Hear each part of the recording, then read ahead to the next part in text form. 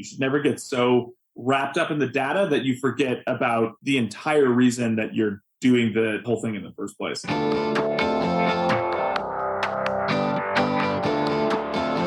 Hey, my name is Felix Tia, and I'm the host of Shopify Masters, a weekly podcast powered by Shopify, the easiest way to sell online, in person, and anywhere in between. Each week, we invite entrepreneurs like you to share what they've learned growing successful e-commerce businesses. In this episode, you'll learn why nutrition is important for entrepreneurs, what it means to break one rule and break it hard when it comes to creating new products, and the big downside when it comes to overvaluing data. Before our show, I wanted to chat about Shopify shipping. Did you know that you can buy shipping labels for your orders at home and print them with a regular printer, get shipping insurance within the United States, and receive discounted shipping rates with certain carriers with Shopify shipping? There are no additional fees, carrier account, or app required. This is included with your Shopify plan, so check out Shopify shipping today at shopify.com/ship. Today, I'm joined by David Lester and Ben Goodwin from Olipop. Olipop is a deliciously refreshing tonic that is crafted with prebiotics, botanicals, and natural plant fiber to support your microbiome and benefit digestive health, and was started in 2017 and based out of Oakland, California. Welcome, Ben and David. Thanks for having us. Yeah, so you two already, have you're veterans in this space already, the beverage industry. Talk to us more about that. What was your experience? What was the opportunity that you saw in the marketplace that led you to starting the company? We've got a kind of unusual background. I think a lot of businesses in this space are kind of, founded off of kind of more of like an observation of white space or like a trend that is prime for exploitation. For us, well, in particular, me, basically this kind of the whole nexus of this started when I was a kid. I actually grew up eating a standard American diet and grew up out a lot of cash. And so, that pretty materially affected my health. By the time I was a teenager, I was overweight and had anxiety and all these other kind of issues. And really just had like the epiphany one day at 14, the young age of 14, that this was not going to create a good life and I needed to like overhaul everything. So I started, paying attention to my nutrition, dieting, exercising, eventually got into like therapy and stuff, which is all super useful. But I lost 60 pounds in less than a year and really kind of became a little obsessive around nutrition and really curious and fascinated by it. And then what I discovered over time was that what I was putting into my body was having a really profound impact, not just on my physical energy, but also kind of my cognitive clarity, my emotional stability. And I became really fascinated by what that link was, and really saw nutrition as an opportunity for personal growth and development and kind of self-actualization. So that's really where all this started.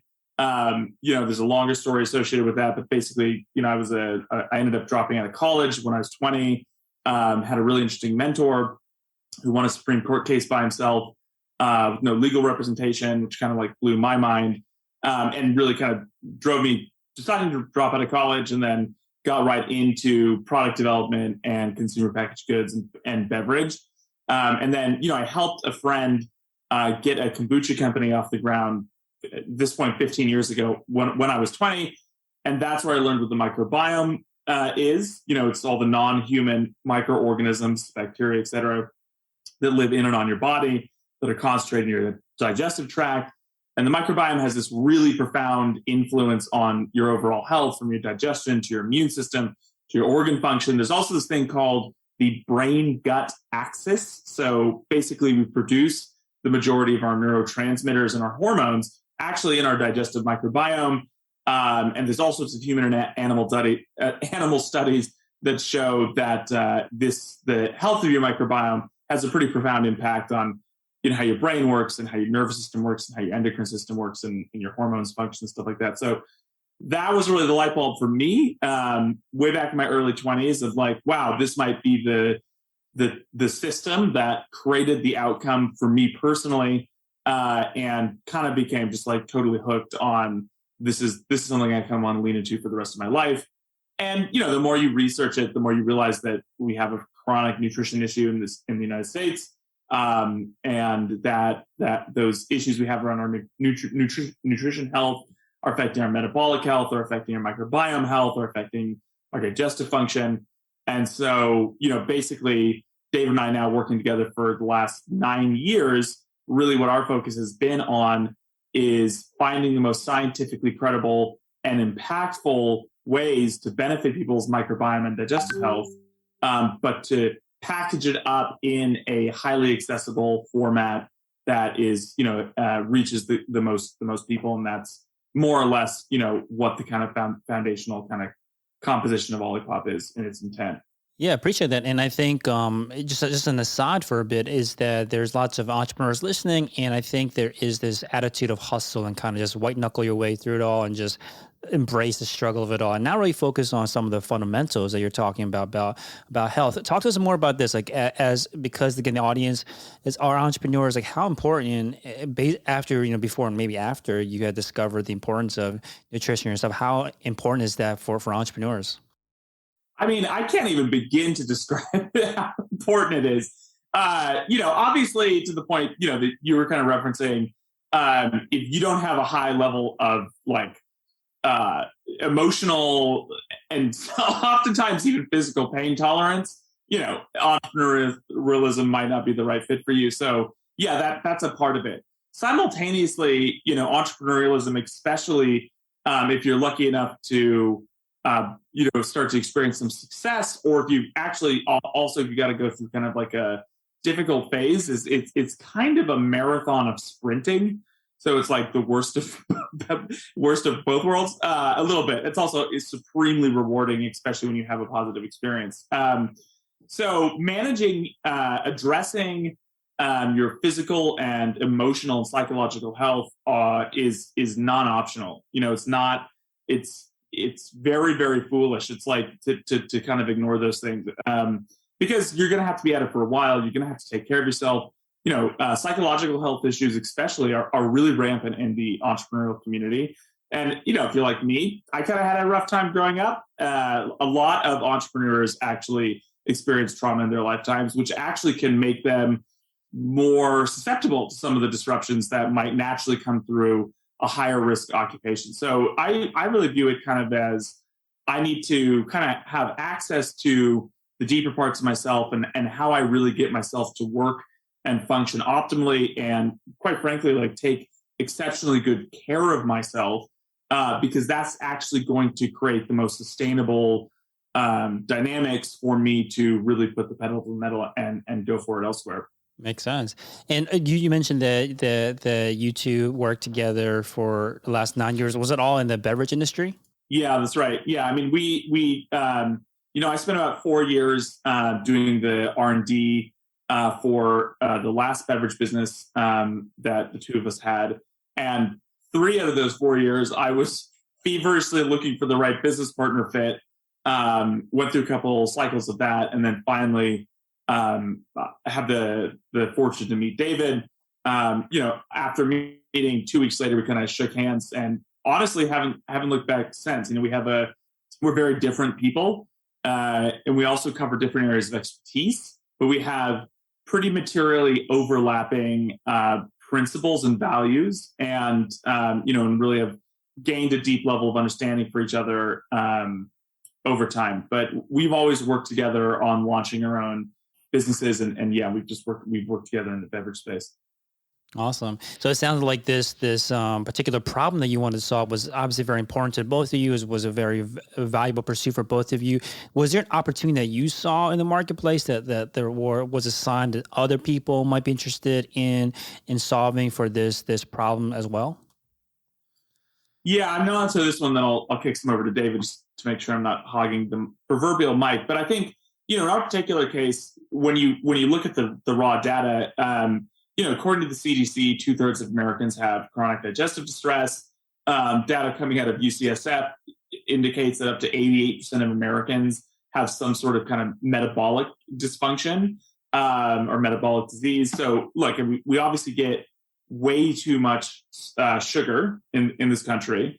And then some of the insights that we had that drove Olipop's functional formulas that we also don't get enough fiber, we don't get enough prebiotics, and we don't get adequate nutritional diversity. So it's kind of a recipe for disaster from the kind of metabolic microbiome digestive front, high sugar, low fiber, low nutritional diversity.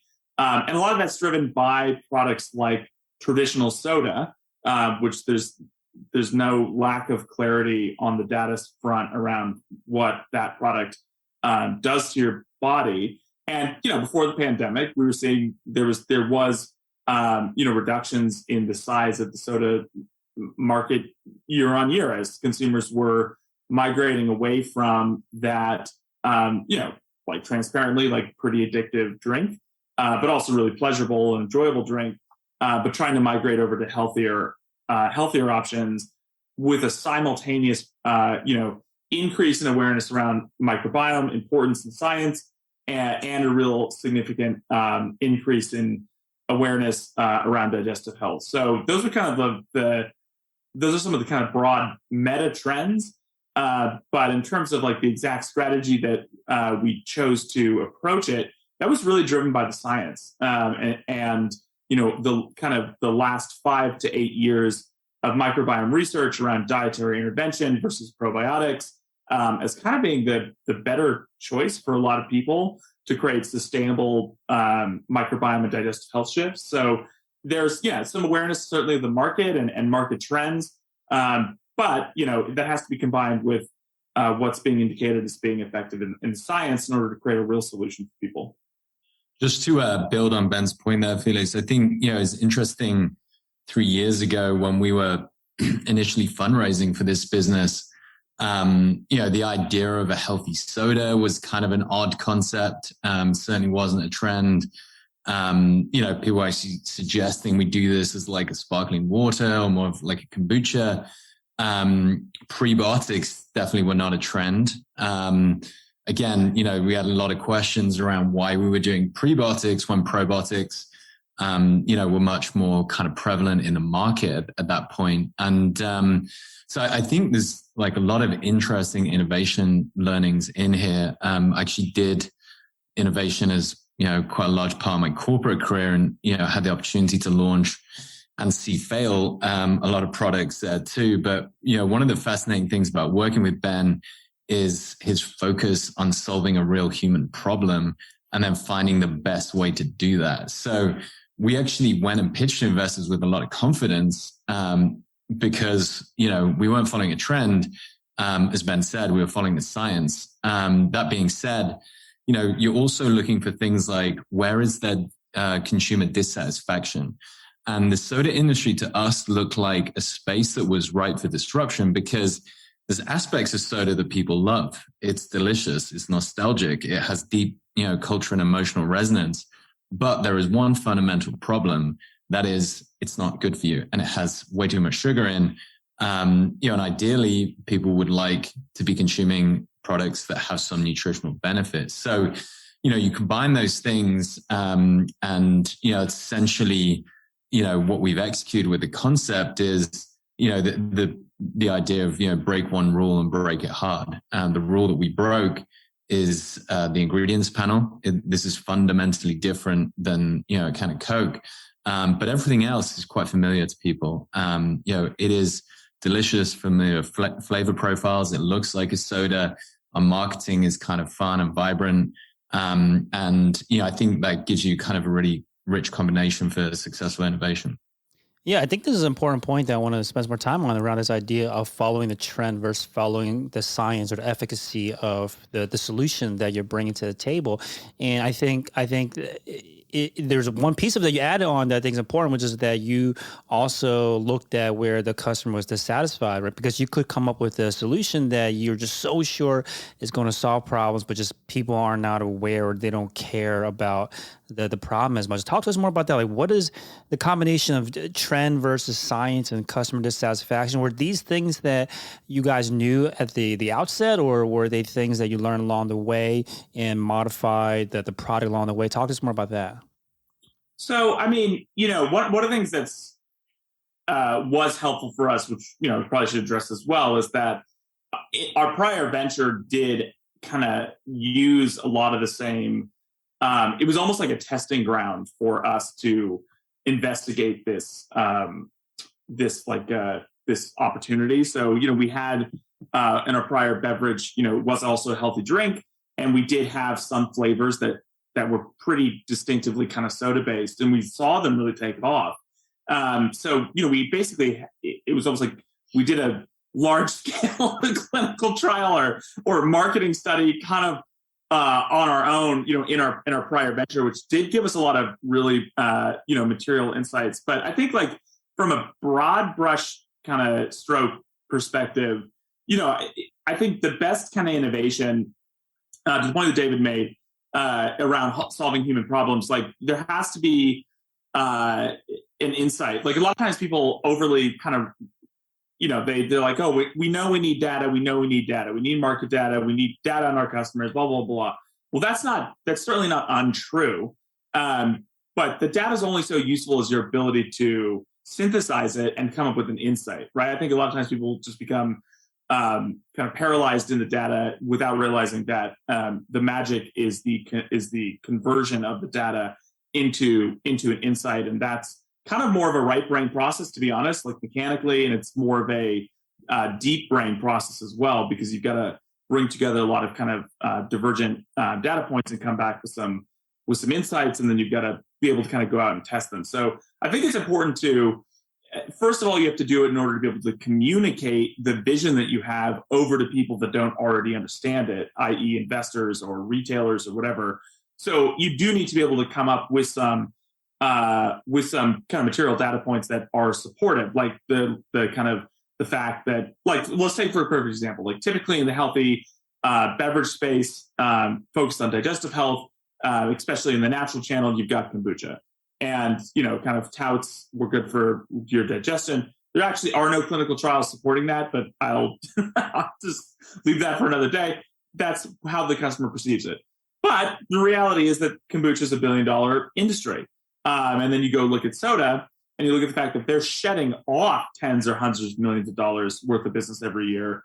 But it's still a nearly $40 billion industry with over 95% household penetration. So this pretty like logical data there. The soda market is obviously much more ubiquitous. It has a really long history with consumers. Yet, to the point that David made, there are clear indicators both on the kind of research that's coming out and what your doctor is telling you, and also on some of the shifts that soda consumers are making, that there are points of dissatisfaction, and there's a pretty material market that's available from that kind of shifting, but that there's also this kind of around digestive health. But then you have to then say, all right, here's all these data points. I have an awareness of the landscape, but then kind of like, what do I believe, and what is my insight for believing that, and what kind of underlying problem am I looking to address, and how kind of what level of elegance, sophistication is involved in my solve for that problem. And that's how you can do something that's quite unique and quite disruptive, but not just kind of out on some island somewhere where you have no awareness of kind of the landscape around you. Yeah, and this goes back to the point that you made earlier, which was about how collecting data, doing these surveys, qualitative or quantitative data is not sufficient. You have to be able to synthesize it, actually figure out what can we do with this information. Talk to us more about that. Like, what is your process for once you've collected the data, or maybe it's as important to on how you collect the data, what kind of questions you're asking, and then how do you actually use that in a way that is going to lead to the right decisions for your company? I think one thing I would say that is been an interesting insight for me in working with Ben is Ben's very good at what I call like leverage entrepreneurial thinking. So it's essentially, it's quite audacious in reframing problems. So the idea of kind of doing a healthy soda was ridiculous to people until we actually made it work. Because the logical thing to do is you're like, okay, there's a problem here, there's too much sugar. You take out the sugar, you end up with sparkling water. One of my observations, in kind of Ben's process, which kind of fascinating, is putting a lot of these different data points together to get to this kind of leverage solution that actually reframes, very, very malleable in approach to like what is possible. It's kind of interesting that, the challenge here is, as you look at all the different data points, one is it's very difficult to get people to change behavior. And we've been quite unsuccessful as a natural products industry in really kind of, creating a more ubiquitous market and getting people to switch their kind of Coke for a kale juice or whatever. And, when you understand the reasons why, you start to approach the problem in a different way. And so, again, I'm kind of paraphrasing Ben here, but it's, it's interesting. Ben sort of described it before as like, you sort of switch out the poison for the solution, essentially. Like, people love soda. It's a great vehicle. So why not use it to deliver nutrients to people? And Dave, I think one thing you mentioned earlier was about breaking one rule and breaking it hard. And I think this is very related to what you just said. Say more about this. I think this is something that I think entrepreneurs kind of dip their toe in the water when they want to make some changes. But you're saying like break it hard. So tell us more about that experience of breaking a rule hard. I love what I would call like elegant innovation solutions, which are just like very simple. I think sometimes, people can tinker around with too many things, but not sort of materially change anything. Just kind of becomes a bit messy. Or you're lacking in innovation in one space, say the liquid. And so you end up doing really wacky packaging to kind of compensate because you need some quote unquote magic in there. But you're sort of looking for it in the wrong place. So I think the rule about kind of, or the kind of principle of break one rule and, break it hard is say, look, again, if you're getting people to change consumer behavior, if you present somebody with something that they don't have a framing for, and the consumer is asking, what is this? Your challenge is, pretty significantly greater, because they're like, I don't even know what this is to start with, So, with, in this case, I think we also looked at kind of like brands like Beyond Meat, Halo Top, Seedlip in non-alc spirits, fascinating brands because, Halo Top, broke one rule, broke it hard in terms of, the kind of nutritional panel, but they understood that, ice cream is fundamentally about indulgence. And if you're not indulgent, it doesn't matter if you've got 2 grams of sugar or, 50 grams of sugar. There's no point to it because that is the whole point of ice cream. Beyond Meat, everything they do in their marketing is designed to give you the same exact experience you would get from a regular burger. It's just that this one happens to be made from plants and is better for the environment. And that's really our approach to our marketing too. And, that's a trigger for purchasing soda. Like, you have to understand the category you're operating in. For us, the vehicle we've chosen is soda. That's the category we're operating in. That's the occasion base we're marketing to. That's the consumer motivation that we're targeting as well. So, that category is about refreshment. It's about fun. So yeah, if you're not doing those things, then, people are not going to want to buy what is fundamentally your soda. If you are able to do all of those things and solve for the dissatisfaction they have, that is where you've got a very interesting idea because, you've got an almost kind of perfect concept, right? You're doing all the things that they love about soda and solving for the one thing that they hate, which is, consuming 40 grams of sugar. And what about from the education aspect? Was it hard to reach the people and explain to them the difference between your product and another soda off the shelf, or even like sparkling water? Was it a challenge? I think it is a challenge still.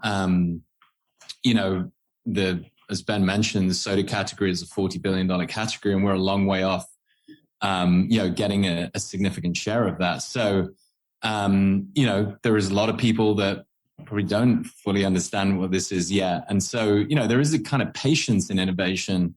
It's a long-term thing. You have to, have a long-term strategy over years to, go through different kind of consumer segments, people with different levels of openness to to your concept. Initially for us, we start building in the natural channel, and people there are very sort of familiar with digestive health. You can find us next to kombucha. It's not a major leap for people if they don't understand prebiotics. They at least understand fiber. And as I say, the thing sort of, to all intents and purposes, looks like a soda. So, people kind of get it. They're like, oh, I see. You sort of made a better for you soda. And then they try it. And, fundamentally in CPG, your product has to taste good, or else, it's not going to go very far. And Ben's formulation skill is quite incredible in terms of what it can do with these flavors. So, I think there will be an increasing challenge. Looking at brands like Beyond Meat, it's interesting to see the evolution over 5 years, how they've, slowly penetrated the market. There's a limit to what you can do with your own marketing spend. You're heavily reliant on, shifts in the broader macro environment. For us, a key one is, interest in digestive health increased by 3,000% through the pandemic. We can't, no amount of marketing budget, dictates that shift. It's a kind of societal trend, a macro trend. So, to a degree, you have to have the macro trends on your side. There's an element of foresight in that. There's an element of luck, and there's an element of being grounded in, science and where things will inevitably go. Yeah, I think there's this agility that's also required, especially when you're a startup. And one thing a lesson that you and your team had learned was around what kind of flavors your customers would like. And a incident earlier in the company around cinnamon cola was something that caught you guys off guard. Tell us more about that experience. Yeah, I mean, it was kind of funny because we obviously all right. I worked on the first 3 flavors, which was, strawberry vanilla, at the time, cinnamon cola, and then ginger lemon. And it was a little bit of like they were, I felt good about the flavor outcome in all 3 flavors. And I also thought they would give us really kind of interesting feedback on, so you got strawberry vanilla, which I actually based the flavor off of this hard candy that I loved as a kid called Strawberry Cream Saver. So it's nostalgic for me. Also, it's and for a lot of other people, also it's just like an intrinsically delicious flavor. The cola is obviously just going like right up against soda, and then ginger lemon was kind of like, all right, and it might be kind of helpful just to like have a tester in here because we are starting off in the natural channel and just kind of get another sense of what the gravitation is around. But for cola, the reality is that cinnamon is a flavor in the flavor mixture of cola already. People obviously don't, know what the precise ingredients. It's like clove, cinnamon, orange peel, lemon, lime. There's like a handful of different things that are in that flavor profile. So I was like, this is kind of interesting. And I bet I could kind of lean in and like accentuate flavor. I also used some like caramel notes and some vanilla notes. So it was this kind of what I try to do with all my formulations is kind of find out what the nostalgic flavor is kind of deeper in that mix that's going to hit that part in your brain that says, oh, like something about this is kind of familiar. But then figure out the rest of the flavor architecture that kind of like clearly communicates the soda-esque aspects of that flavor also. And then kind of reformats it to make it ownable by Olipop. So it's like, this is definitely an Olipop flavor, but it also clearly signals this kind of soda structure. And there's something in this as well that gives me this kind of deeper nostalgic hit. So that was really that's my generalized approach to formulation for Olipop. And I was just like, well, isn't it nifty? There's cinnamon in cola already. And I've kind of brought in some new different types of cinnamon. Like everybody will get it. It'll be fun. And people have the association. They assumed that it was spicy cinnamon instead of what it actually was, which is more of like a sweet cinnamon. And so there was a little bit of just consternation around that. And then we changed it. And the reality is like, I barely changed the actual underlying formula from cinnamon cola to vintage cola. but people are still debating online today about which one they like better, which I think is like really really funny because it's pretty much the same formula. But hats off to people feeling that passionately about the brand that they want to go online and discuss it. But I would say this is also kind of just the I guess, and then sorry to finish answering your question on the flavor kind of choices.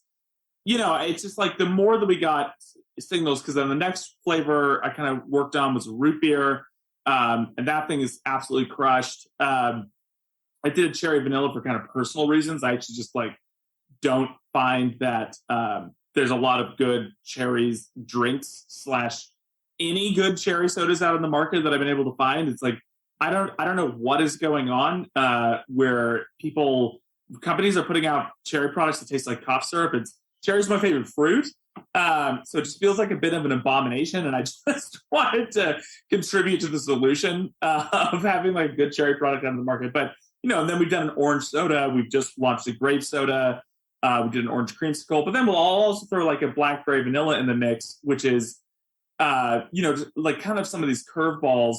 And I think that our generalized goal is really just to keep hitting on these kind of clearly nostalgic flavors that oftentimes I myself, as someone who grew up drinking a bunch of soda, have a certain amount of a nostalgic relationship with, but also really driving kind of a surprise and delight. We kind of want our customers to not totally know what's coming, but then be really excited by the thing that drops, have a consistent but differentiated experience from flavor to flavor. So it kind of meets a different need for them. It's good for a different kind of experience for them. And that kind of keeps it both fresh, but also consistent. And that's really worked. And now we're lucky enough, because we have such a robust D2C platform, and we're really fortunate to have a lot of direct kind of relationship, conversational capacities with a lot of our customers. We have a multi-thousand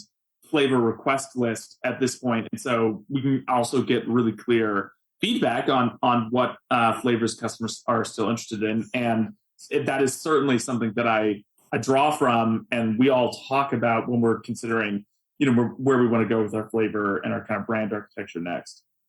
Yeah, and this kind of learning early on about what flavors your customers like is obviously much more difficult when you don't have a list of existing customers, anyone reaching out to you. When you learned that it was simply almost like a naming thing, a branding thing that caused people to not try out the cinnamon cola, even though the formulation was almost exactly the same when you relaunched it. How did you learn this if people just weren't even buying it in the first place? Well, that's what's nice about doing things like demos, right? I mean, you can go out to, because the thing as well is like a lot of people assume that we were a digitally native brand. We actually weren't. We actually, started in brick and mortar retail, then built out kind of more of a fledgling D2C platform. Then kind of COVID hit, and David and the team did an absolutely exceptional job at adapting to that and building up that platform. So. And that has kind of taken on such a life of its own that certain people go like, oh, young brand, huge D2C platform, they must be digitally native, but we weren't. So there are different ways that you can get feedback from your customers if you're going to brick and mortar retail. Really just interacting directly with your customers and having brand ambassadors out there that are pulling information back for you. Talking to the buyers and kind of beverage buyers at the different stores that you're at, ask them how's it going, talking to your distributors. So, if you get out there and you shake a leg and you have your direct relationships, you should be able to get data back about how things are doing and how things are playing out. But I'll also say, like, on that point, like, this is one of the great aspects of the kind of dynamic between David and myself. Because, like, so the customers come back and say, like, cinnamon coal is a problem, like, I might have been able to react to that, but David is much better positioned to take a look at that situation and kind of come up with a solution and execute against it, which I think worked extremely well. I mean, I think oftentimes in teams, especially in founding teams, you need to have an obnoxious, visionary, highly creative like perpetual disruptor, spoiler alert, that's me, who I don't look at beyond me. I don't look at anybody. I try to look at like, what am I actually trying to accomplish, and what's the most interesting way to do that? And then you have somebody, with David's profile, who like he had a decade of experience of handling innovation, seeing it work, what didn't work, figuring out how to not, blow it up. And so that combination is like super useful. I kick off a bunch of stuff. David's like, this makes sense, doesn't make sense, let's work to get this done. Kind of really great at kind of getting those communications together. And that synergy is really useful. If you don't have a partner that can kind of counterbalance you there, or a team that can counterbalance you there, then you have the task of kind of playing both roles simultaneously. But if you can build your team to address natural spikes and skill sets so that it's balanced, and then everybody can kind of coordinate well with each other, it's hyper useful. Hey, real quick, if you're enjoying the show, please leave us a review on iTunes to let us know what you think or what you'd like to hear more of. Now, let's get back to the interview. Yeah, you had mentioned that David was instrumental in this move to D2C. You mentioned to us off air about how it shifted from 5% e-commerce, 95% retail to now 40% e-commerce, 60% retail. Now that you are closer to your customers, you have that direct connection with them. Is the product development process any different today? Like, how do you make sure that that you are, out of those thousands of flavor requests, you're picking the right ones? Well, we stack rank, we order rank them, so we know kind of which ones are, obviously the most requested. And we kind of say, okay, like these handful of most requested flavors, these need to be a part of the launch sequence somewhere in the line, right? So we say, okay, here's our plan for flavor development over the next, let's call it like 3 years. And so here's these kind of top 3 ones, and we hear about them a lot. So I need to make sure that I develop formulas and we can roll them out. That being said, I also like the next flavor we have coming out. It isn't not requested, but it's nowhere near as high on the list. However, I had a very specific concept around it that I'm, kind of feverishly kind of clapping my hands together around, because I think it's going to, again, fall a little more on that surprise and delight side of the fence, where consumers are going to be like, I didn't even know I wanted this. Now that I'm drinking it, I see what you did, and I'm excited. So we'll see that kind of, we'll see how much that plays out. But for example, like we just launched, I formulated, and then we just launched Grape, Classic Grape. And that was reasonably high request, had reasonably high request rates. I'd say it was like number 4 or 5 in the line in terms of most requested. But the thing that the whole team came away with, and I felt like I really saw, was that when someone did come and request Grape, there was like an exuberance behind the request that, even though it wasn't like the number 1 most requested flavor, you could tell that the audience that was requesting that had some like fervency and some real enthusiasm around it. So that is why, I ended up being like, that I think is something that I want to work on, because I think, some part of me is just like, I do like making our customers happy, and we're going to be able to make a lot of people really happy with this product. But yeah, I think that just means that there's either an unserved market that's a part of your overall mix that you can serve better with that flavor, and that you're going to make a real impact. Plus, I think the flavor profile and the can color kind of help to round out our offerings a little bit. But this is, again, getting back to the kind of fundamental underliers around, you've got your data, but then what are the points inside of your data that you're prioritizing as the important ones? How creative are you being in your approach? How are you synergizing that information? And also, what is your mission and what are you doing? And how does the data relate to choices you should make around your mission? You should never get so wrapped up in the data that you forget about the entire reason that you're doing the whole thing in the first place. I think there's a danger of overvaluing quant data as well at times. As a society, I think that's maybe an issue in general. But I remember the first innovation project I worked on in my Diageo days. We did a very sophisticated product concept test blind taste testing on the liquid, multiple liquid variants, top box, bottom box analysis, went through a whole kind of gate process to launch this thing, and it totally bombed. And I was in a bar with my friends and they said it tastes disgusting, and it did. And, it's just, you can, it's liquid in particular, products that you kind of taste, drink, eat, very difficult to work through on a quant basis. I mean, we heavily rely on Ben's palate. I think where you've got a kind of a skill formulator. I mean, when we did it well at Diageo, it was in whiskey. We didn't test it in the same way. We just had master distillers that knew exactly what their vision, they had a vision for the liquid and they went and executed on it. And it's, the sort of, thing of consumers not knowing what they want. And you're not going and asking them, do you want us to kind of dial down this caramel note a little bit, or, put a bit more peat in there or something. They're just like, look, here's an amazing whiskey that I think you're going to love.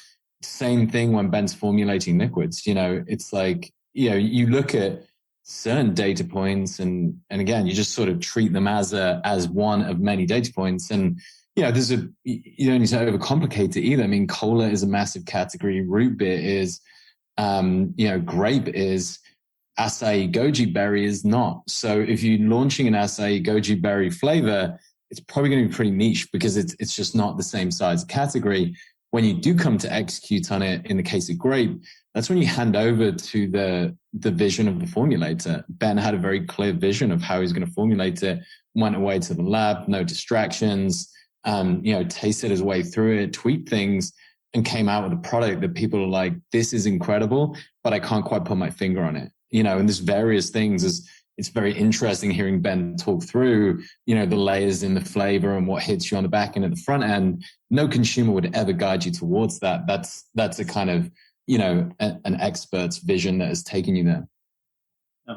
And it has to, when I formulate something, I have to want to drink it and like it. And, there's nobody more, I'm so critical of these flavors that by the time I'm happy enough with it to release it, it's hopefully it's going to resonate with customers. And there's the vision and the formula and the taste. And what about when it comes to the presentation, the packaging? How was this designed with everything from the kind of brand identity, the logos, the packaging of the cans itself? Like, talk to us about that. I think it goes back to the elegance of the innovation. When everything kind of works in sync, when it's simple, when the best innovation, a consumer just goes, that's obvious. Why has no one ever invented this before? And, there is a sort of nostalgic thread to the formulation that Ben has developed. Consumer packaged goods are as much about emotion as they are function. And I think it's lost a little bit at times in the natural products industry where we can get very focused on the farm that something was grown on or a specific ingredient or, the founder's story itself. It's not why people are buying Coke and Oreos. It's because of the way that those products make them feel. So that sort of, I call it kind of like modern nostalgia in the concept is carried through into the packaging. Our packaging itself is pretty kind of modern, minimalist, pastel colors, bright. But there is a Windsor font for the flavor. That Windsor font was almost retired before we started using it. It's very old font, not very fashionable. You combine those two things together, in an elegant way, which the design team did, and you deliver something that kind of carries the thread of modern nostalgia through from liquid to packaging. And is this one of those things that can also be tested, or how can you determine whether you hit the nail on the head when it comes to the imagery of the brand? I mean, you can certainly put it in front of people. Again, I'd sort of caution against quant over qual. I think in early stage innovation, qual is very useful because I'd say, I remember when we were developing Olipop, we didn't have any money. So I just went and ran like 20 consumer groups myself, 7 to 10 people, friendship groups across different parts of Northern and Southern California, try to hit, slightly different variations of the target demo we were going after. And yeah, I think once you're spoken to about 50 people, you start to see patterns, right? And if you're doing qual, you can understand why they're saying what they're saying. I mean, we actually changed our packaging a month or so before launch. Our investors thought we were crazy. We'd already raised, a Series C convertible note at that point. So they were, they bought into the packaging we'd presented to them. But, we could see the pan in the research that clearly this was not working. It wasn't communicating. And from what people were saying, we could understand why. We actually, the initial hypothesis, it sounds kind of stupid now, but this is where innovation is so difficult because, it's always easier with hindsight. But, the liquid itself, the ingredients in there are quite incredible. You're drinking this soda that has kudzu, slippery elm bark, nopal cactus, calendula. I mean, it's people look at that ingredients panel and like their minds are blown, particularly when they try the thing. So initially we thought we got to show what's in this, because people like this world of value is like people have got to understand it. And, unfortunately these ingredients are not very aesthetically pleasing, and, trying to put them on a pack was kind of complicated. And, what we lost was the sense of soda.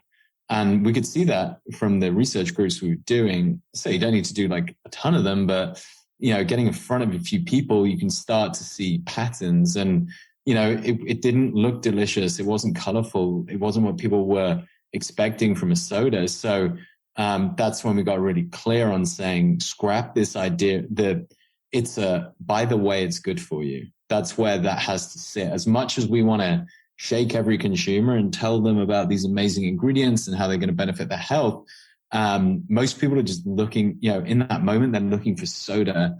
They're looking for something refreshing and delicious, not necessarily, to kind of like transform their digestive health in that particular instance. And so, the qual research we did was useful in kind of giving us confidence to make that decision, and also clarity in terms of, the path that we took with the brief. And we made that pivot really quickly. We had to shrink wrap our cans because we don't have time to print them, went to market, and, the rest is history from there. Yeah, that's amazing that you basically went through with your kind of intuition. I think the big thing we're learning here is that the data points are just a factor, a something you should consult, but should not necessarily always lead you blindly into following the data. Oh, 100%. I mean, even on the packaging thing, it's like we got some of that feedback and it was making everybody real nervous, but we're also like, let's not just like throw the horse out in the middle of the stream or whatever. And then I remember the particular moment was when we got the actual test run of the cans, and Dave and I looked at them, and we actually were at separate locations, but I just called him. I was like, bro, this is obvious. Like, so even in that storyline, while there was a lot of external data points, sometimes just sitting there looking at the physical thing, you've got to be ready to just kind of come to grips with reality. And trust yourself, because I think to the point that David was making, it had gotten a little overly cerebral around the presentation of some of the ingredients without kind of having an awareness of the actual emotional driver, because the goal of the product is actually to get past people's defense mechanisms and facilitate, healthy behavior change, and to do it through this kind of benevolent kind of product offering. And that was the thing, that we needed to have designers working on the design that really like got that in a personal way. And that's the thing that ended up helping it to translate. Makes sense. Now talk about this success that you've had with SMS, and specifically around a campaign that you had launched that went ridiculously well in just a very short period of time. Talk some more about that SMS campaign and the results that you're able to get. Yeah, SMS is a really important channel for us. We were one of the first brands to use it in subscription. Is one way that we use SMS. It's, the approach we took to subscription is that, we kind of have to earn the right to be, for people to subscribe, like just signing up, committing to something, that's like quite a big commitment. So we don't auto-populate subscribe. We look to kind of win your business and have you voluntarily opt in.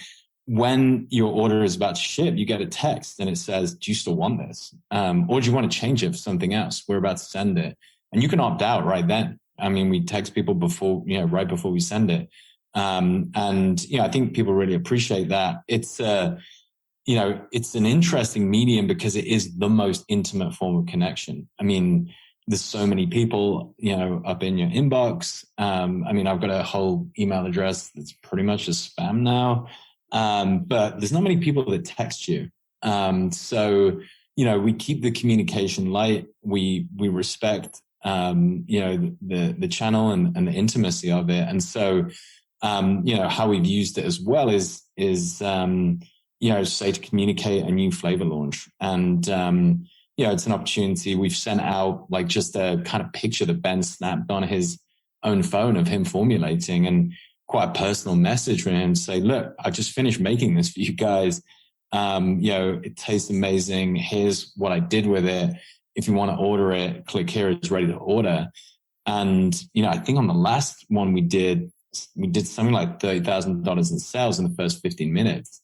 The click-through rate on a text is exponentially greater than you get on email, because it's so immediate. But I think, it's having the discipline not to abuse that channel, to, respect the intimacy of the communication and try and offer real value to people, via that platform. And the SMS list that you have, these are existing customers? Yeah, we, allow people to opt in. So they can opt in for email, they can opt in for text. So, as our, DTC platform has grown, our owned channels have grown significantly as well. And, it's been really important, particularly with, iOS changes and that type of thing. I think a lot of people are looking at,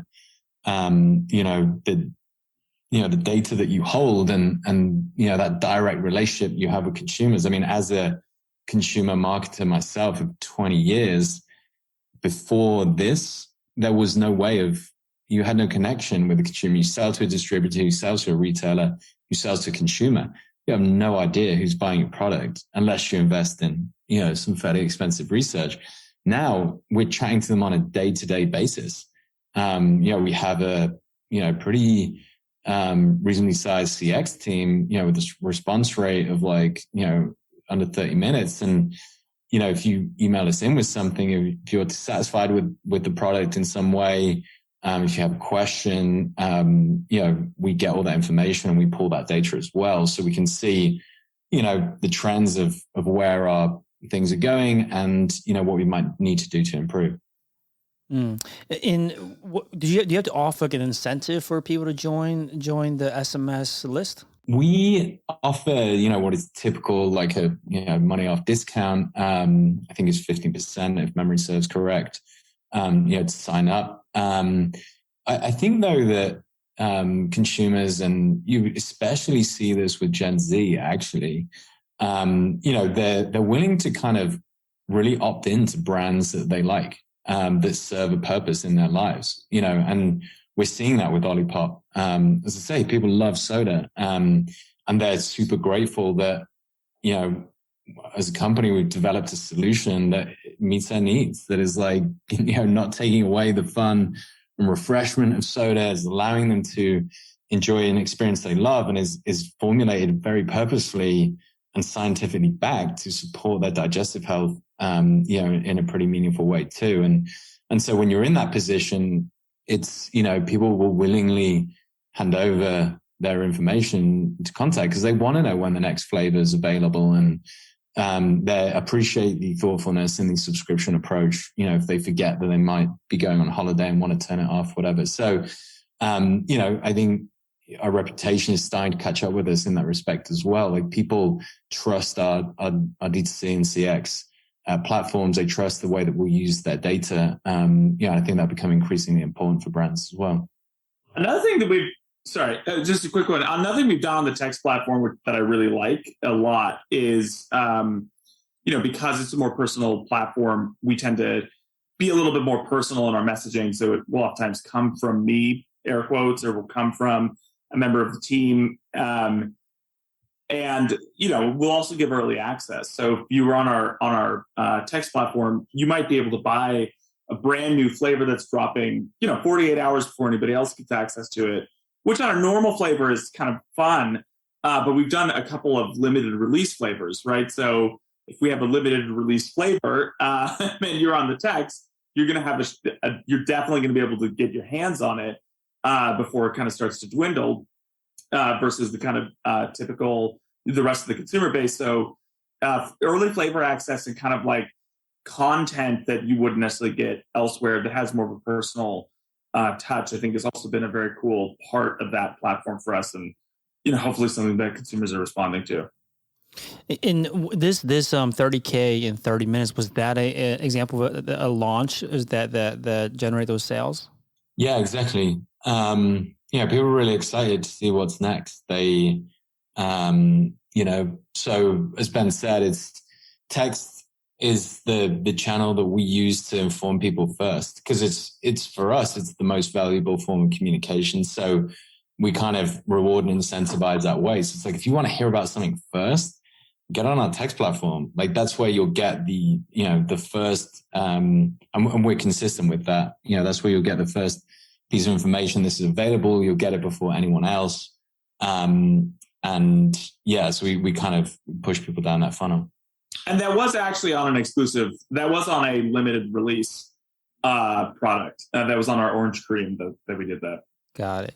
And one thing I've heard from others that have utilized SMS is that the communication frequency has to be way less than email, needs to be shorter and direct to the point. Is that in line with your experience too, or are there other learnings that you developed from SMS that you found to be useful? Absolutely, on frequency, I would say. It's easy to ignore an email in your inbox.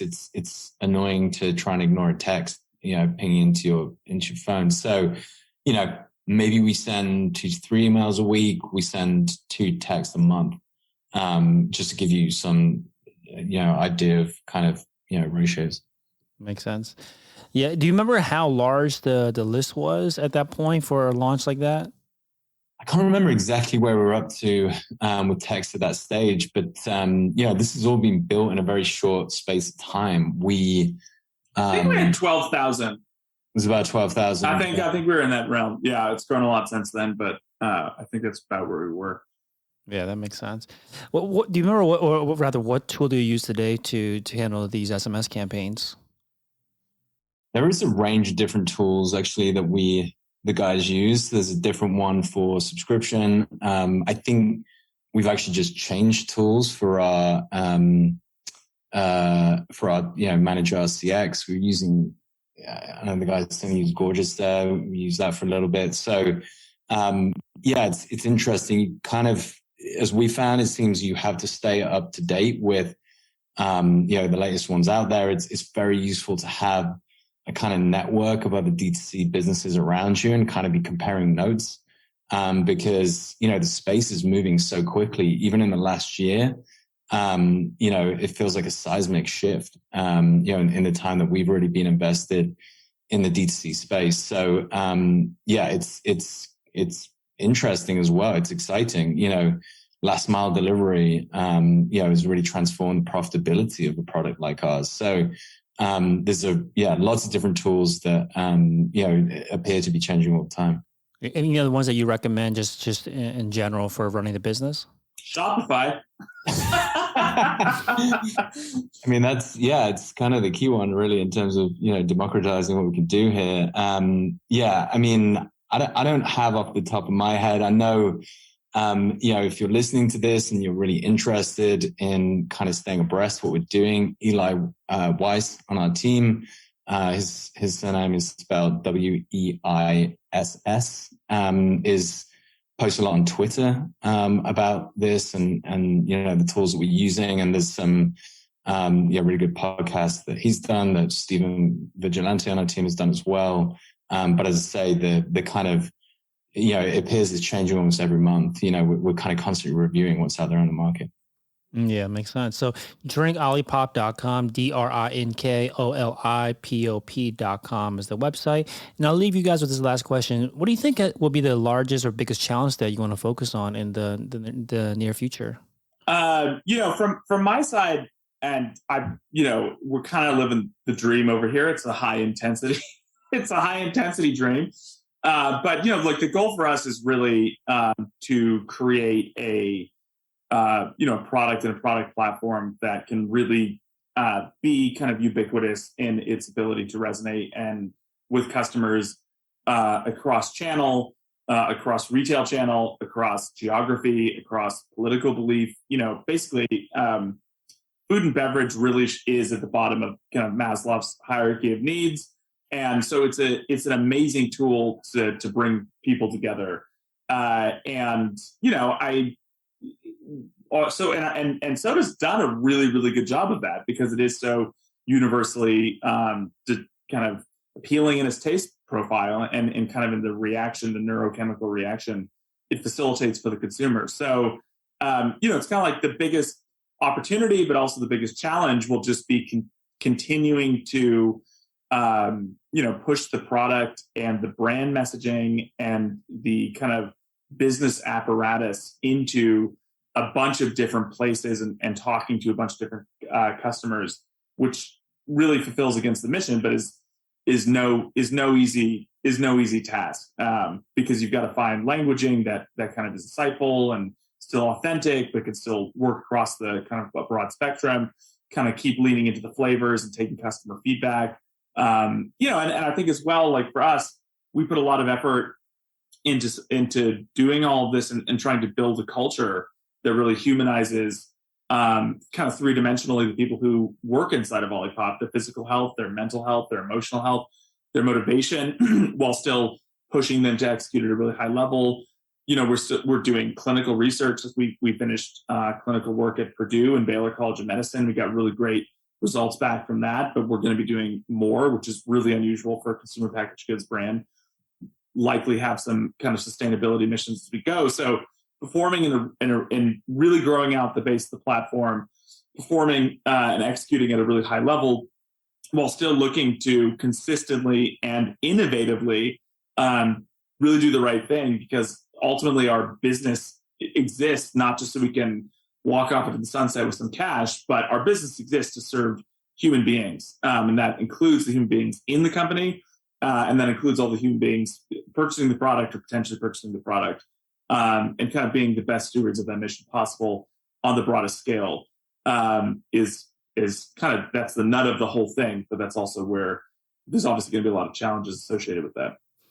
Awesome. Exciting times ahead. So thank you so much for coming and sharing your story and advice, David and Ben. Our pleasure. Thanks for having us. Thanks. Thanks for tuning in to another episode of Shopify Masters, the e-commerce podcast for ambitious entrepreneurs powered by Shopify.